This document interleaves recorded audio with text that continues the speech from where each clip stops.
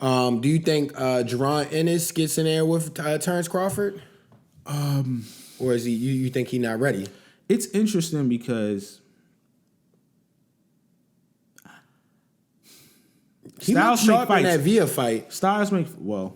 He looks sharp. Villa's a tough and a solid fighter, but he looks sharp, and matchmaking is important because Villa is opposite. He's kind of going to be a straightforward guy. So against a guy who's not athletic and smart like that, I'm talking about even a solid fighter, he can do some stuff with. Mm-hmm. But a guy like that with the angles, and all they both technicians. He can work him too easily. So that fight was match made well, with a solid fighter. So it looks good on paper.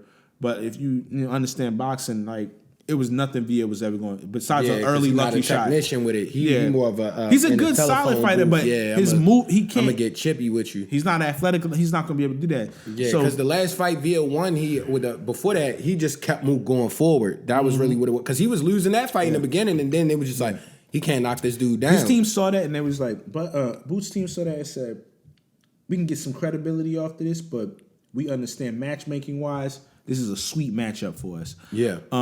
He still didn't look great against the Karen dude. I understand. I'm not saying he should have knocked him out. Sometimes you can't knock him that, but I think he should look a little more impressive in that fight.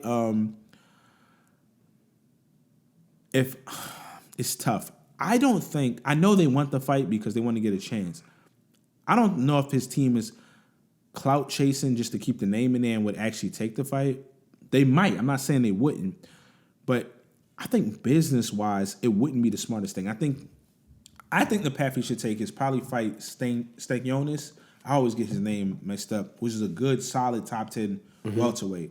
I know most people might not know. Yeah, I'm like, I gotta look you up. He's a good, solid. Have we watched Joe recent? We've seen so many fights. I gotta see dudes' faces that if I don't really. I would fight him for a little more credibility, and then I would try to make sure we get the Keith Thurman fight.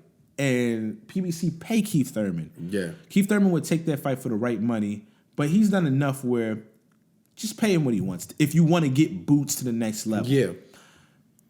That would give him a solid fighter to test him and get him more in line, and then fight a bigger name. Yeah.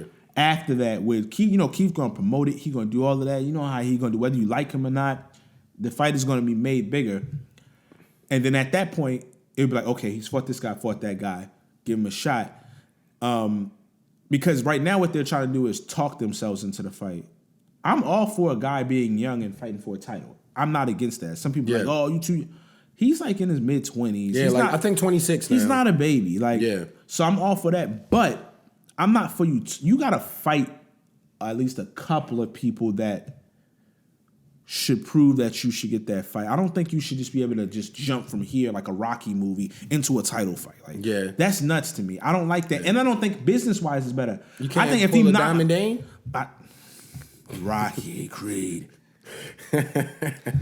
I think the Keith Thurman fight actually would benefit them because it would make the Crawford fight even bigger. Now the thing is, will Crawford, if he does that, because that would probably take, you know how they are now. Yeah. That might take a year to fight those two guys, or a year and a half. Will Crawford be there? I don't know, because